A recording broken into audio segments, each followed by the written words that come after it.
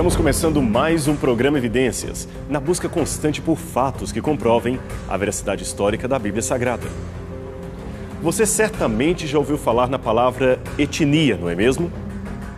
Embora não haja uma definição precisa para esse termo, etnia significa um grupo de indivíduos caracterizados por alguns elementos culturais em comum, como língua, religião, métodos de cultivo, alimentação e história. Alguns pensam que não há necessidade de o grupo pertencer a uma mesma nacionalidade ou possuir semelhança genética para ser considerado membro de uma mesma etnia. O fato é que a etnia é, curiosamente, aquilo que une e, ao mesmo tempo, distingue os seres humanos. Mas, atenção, etnia não deve ser confundida com raça. Todos somos membros da raça humana, e essa raça humana é que se encontra dividida por um grupo tão grande de étnicos que fica até difícil contabilizá-los precisamente. Com um cômputo de mais de 7 bilhões de pessoas no planeta, as diferenças, é claro, vão se acentuando à medida que cresce a população mundial.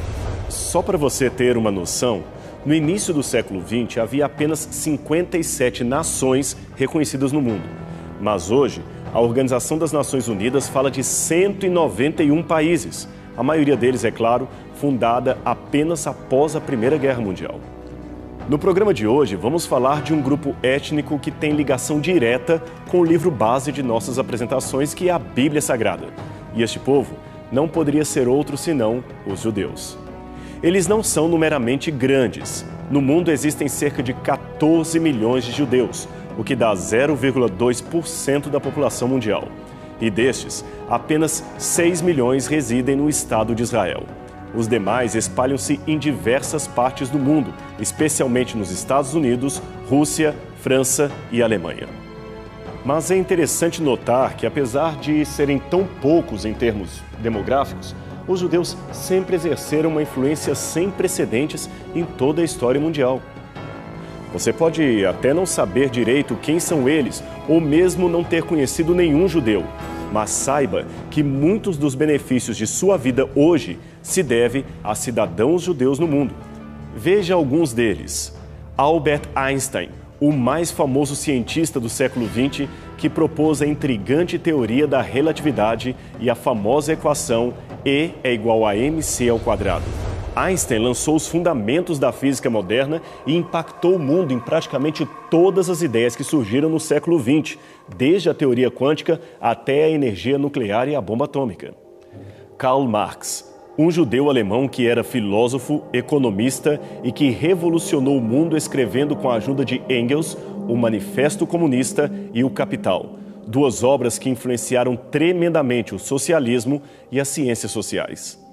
Muitos teóricos consideram Marx o pai da história da sociologia e também da economia moderna. A seguir temos Sigmund Freud, o pai da psicanálise e da psiquiatria. Este judeu da Áustria foi o primeiro a teorizar sobre os sintomas de pacientes com histeria, fazendo importantes equiparações entre as crises na fase adulta e os traumas adquiridos ainda na infância. E muitos dos seus conceitos são usados até hoje pela psicologia e pelos estudiosos da mente humana. Esses que eu citei, é claro, são apenas os mais famosos, mas a lista de judeus que influenciaram o mundo é muito, muito maior. Temos ainda Jonas Salk e Albert Sabin, os respectivos criador e aperfeiçoador da vacina contra a poliomielite. Abraham Jacob, o pai da pediatria moderna. Casimir Funk, o descobridor das vitaminas, e Abraham Waxman, pioneiro do desenvolvimento dos antibióticos. E olha que estes são apenas uns pouquíssimos exemplos de judeus influentes. Se fôssemos fazer uma lista exaustiva, gastaríamos um programa inteiro só citando o nome de judeus que influenciaram na história. Veja, só no campo do Prêmio Nobel, os judeus já levaram 33 Nobéis de Química, 29 de Economia, 13 de Literatura, 50 de Física, 53 de Medicina e 9 Prêmios Nobel da Paz. Só para fechar os exemplos, saiba que até a calça jeans que você veste foi criação de um judeu chamado Levi Strauss. Agora, é interessante notar que, apesar de tão influente, a cultura judaica é uma ilustre desconhecida para a maioria dos cristãos que descendem espiritualmente deste grupo étnico em particular. Afinal de contas, essa lista não seria completa sem a menção óbvia de Jesus de Nazaré, o fundador do cristianismo, que também era judeu. Por isso, creio ser importante gastarmos um tempo conhecendo melhor este povo, como eles surgiram, quais eram as suas crenças, seus costumes, o que eles pensavam e pensam a respeito de Jesus. Indo, portanto, direto ao início da história, podemos dizer que os judeus seriam descendentes de outro grupo maior chamado semitas e que hoje abarca outras etnias além dos próprios israelenses. De acordo com a Bíblia Sagrada, Noé, o sobrevivente do dilúvio, tinha 3 filhos que se tornaram ancestrais dos novos agrupamentos étnicos do mundo. Eles se chamavam Cão, ou Cam, Sem e Jafé. Os camitas, descendentes de Cão, habitaram a parte que hoje é a África e a Ásia. Os jafetitas, filhos de Jafé, foram os primeiros a migrarem para o Vale do Indo e de lá para a Europa. E, finalmente, os semitas, descendentes de Sem, residiram principalmente na parte norte e setentrional da Ásia. Outros territórios, como as Américas e a Oceania, é claro, só foram habitados posteriormente por grupos migratórios que lá fixaram a sua residência. Devido às diversas migrações, não podemos falar de um grupo étnico homogêneo. Em virtude disso, muitas línguas e dialetos surgiram desse grupo que, por causa de Sem, receberam o nome de família semítica ou semitas. Entre os idiomas originários dos semitas estariam importantes línguas como acadiano, ugarítico, fenício, hebraico, aramaico, árabe, etíope, egípcio, copta, guanche, assírio e caldeu. Os semitas, ou como dissemos, os descendentes de Sem, se multiplicaram com muita rapidez e se assentaram primeiramente no sul da Mesopotâmia, onde seria o território do moderno Iraque. Aquela era uma área muito rica para o plantio e por isso mesmo foi chamada de crescente fértil pelos historiadores em geral. Então, grupos semitas resolveram se assentar ali, trocando a antiga vida nômade pela residência fixa. Lá eles criaram canais de irrigação e aperfeiçoaram a agricultura, formando em redor os primeiros assentamentos urbanos. Vilas foram então formadas a partir do clã dos fundadores e, com o crescimento da população, veio o comércio, a escrita, a domesticação de animais e, finalmente, o surgimento das primeiras cidades, que se transformaram em civilizações cada vez mais poderosas. Entre estas estavam a cidade de Uruk, Lagash, Larsa, Eridu e a grande Ur dos Caldeus, onde viveu um homem chamado Abraão. Com Abraão inicia-se o que chamamos de a história do povo hebreu e, por que não dizer, com ele inicia-se o próprio povo hebreu. Afinal de contas, Abraão é considerado por muitos rabinos o primeiro hebreu, pois com ele inicia-se a linhagem espiritual e doutrinária daquele povo, e isto há pelo menos 4.000 anos. Falando em hebreu, este é um termo cuja origem etimológica se perdeu com o tempo.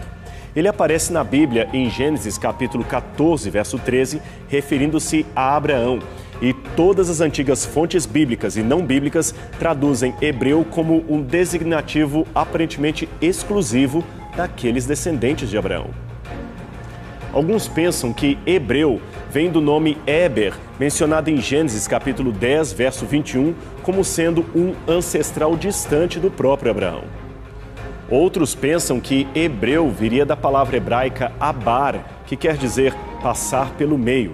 Isto seria um indicativo de como Deus mandou Abraão cortar animais em sinal de sua aliança com o próprio Deus. Aliás, o fogo do Senhor passou por meio das entranhas sacrificadas. Uma outra comparação muito controvertida entre os acadêmicos entende que hebreus viria de Apiros ou Abiros, um grupo errante, sem pátria e desprezado que aparece em muitos textos do Antigo Oriente Médio. Pois bem, como dissemos, a história dos hebreus começa com a história de Abraão. De acordo com a Bíblia, por ordem divina, Abraão peregrinou desde Ur até Canaã via Harã. Este fato aparece em Gênesis capítulo 11, verso 31. E em termos históricos e arqueológicos, podemos confirmar a existência dessas cidades mencionadas na trajetória do patriarca? Sim, podemos, graças a este homem de chapéu à direita da foto, chamado Sir Leonard Woolley. Suas escavações arqueológicas a partir de 1922 revelaram ao mundo o alto nível de civilização deste grande centro chamado Ur e que na época era a capital dos Sumérios. Essas escavações da expedição anglo-americana na antiga Ur comprovaram que aquela cidade mencionada na Bíblia não somente existiu, como era uma das maiores metrópoles da ocasião, com uma população oscilando entre 65 mil e 100 mil habitantes, um número muito expressivo para a ocasião. Depois também houve trabalhos arqueológicos em Harã e nas terras cananitas. Nesta trajetória, o nome de Abraão foi ainda encontrado em recibos cuneiformes como este. Não podemos, é claro, dizer com certeza que este Abraão mencionado nos recibos seria o mesmo Abraão da Bíblia, mas certamente isso nos mostra que o seu nome era comum naqueles tempos e que a sua peregrinação começou por volta de 2000 a 1800 a.C., aproximadamente. Também devemos concluir que Abraão, antes de se tornar um nômade, fora criado numa cidade rica, uma das maiores do mundo antigo, e partiu dali para o seu novo destino, munido com o legado cultural de sua própria geração. Veja o testemunho do famoso arqueólogo Albright. Abraão, Isaque e Jacó não aparecem mais como figuras isoladas. Agora se movem mais livremente como figuras genuínas de sua época, que levam nomes comuns, se deslocam de um ponto a outro do mesmo território, visitam as mesmas cidades e praticam os mesmos costumes.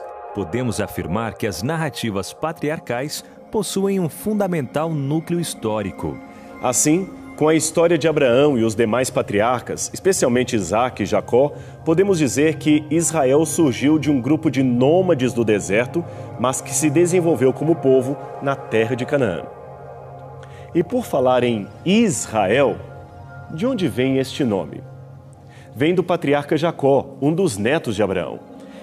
Desde a sua infância, Jacó foi retratado como o filho predileto de Rebeca, a esposa de Isaque, e também era o rival de seu irmão gêmeo chamado Esaú. Para complicar a situação, Jacó ainda carregava a terrível fama de enganador de pessoas. Aliás, o seu nome em hebraico, Jacob, significa justamente isto, aquele que pega alguém pelo calcanhar, ou seja, aquele que engana.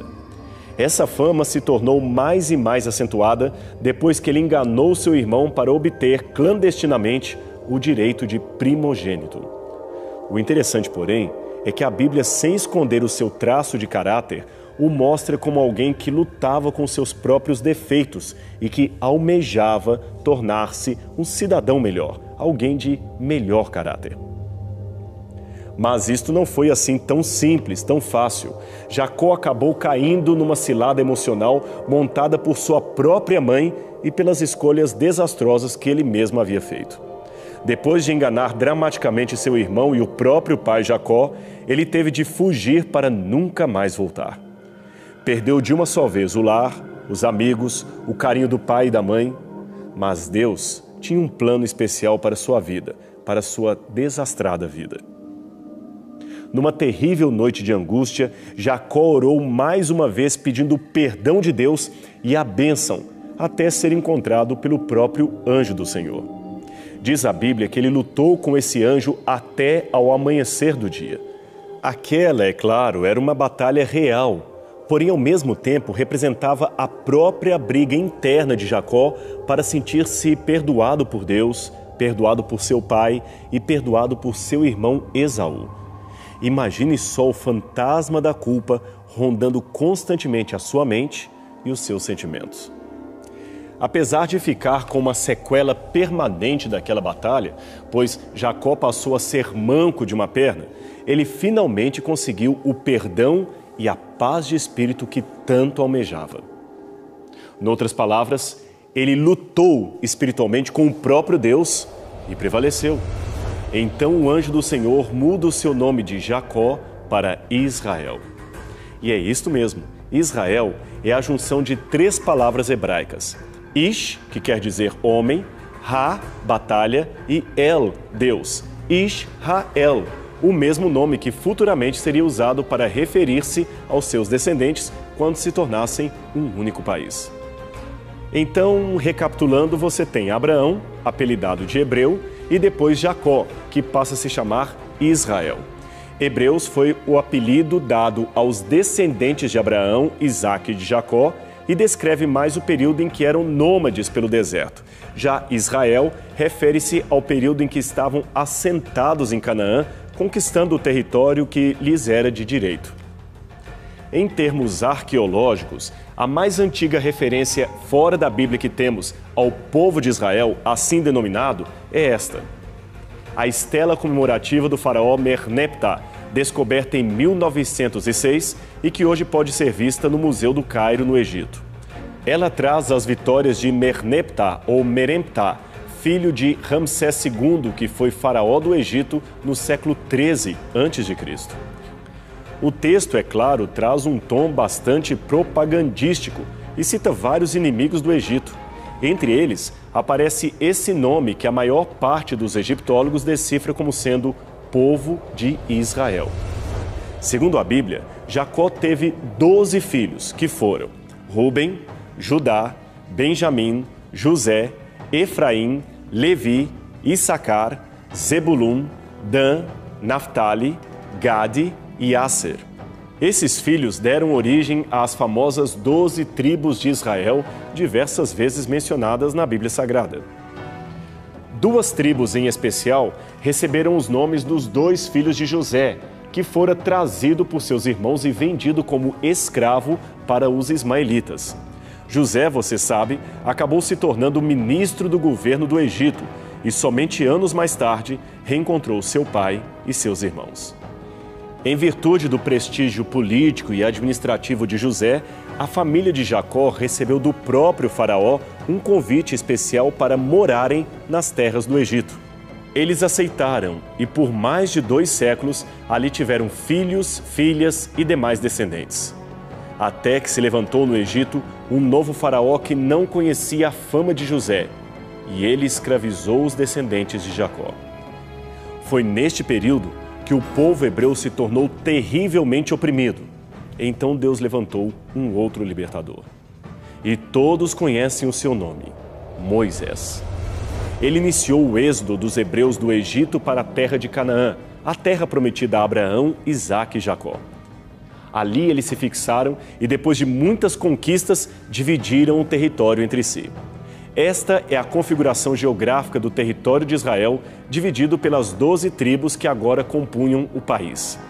Na verdade, havia uma 13ª tribo, digamos assim, que não tinha um território definido para si. Eram os levitas. Estes eram os que ministravam os sacrifícios e os serviços litúrgicos do povo de Israel. Seu principal campo de atuação era o santuário móvel, erguido por ordem do próprio Deus. Mas apesar da suposta irmandade entre as tribos, a história registra que os descendentes de Israel, agora o país de Israel, não eram um grupo tão unido como deveriam. E isso ficou ainda mais manifesto na ruptura que houve após a morte do rei Salomão, o filho de Davi, que governou o território por volta de 930 ou 920 a.C. A cronologia varia de acordo com as fontes. Pois bem, neste tempo, uma facção liderada por Jeroboão viu com a morte do rei uma oportunidade de minimizar o poder centralizado em Jerusalém. Então ele levou 10 tribos a se ajuntarem com ele na formação de um reino separatista no norte do país. Essa separação foi uma das mais graves ocorrências para o povo, que trouxe consequências para toda a história dos judeus. Mas pena que o nosso tempo está esgotando e você certamente quer saber como continua essa história e o que ocorreu depois dessa separação e quais as consequências dela para Israel, não é mesmo? Então vamos fazer um trato. Semana que vem, você não pode perder a continuação deste assunto aqui na TV Novo Tempo, no seu programa Evidências. Até lá!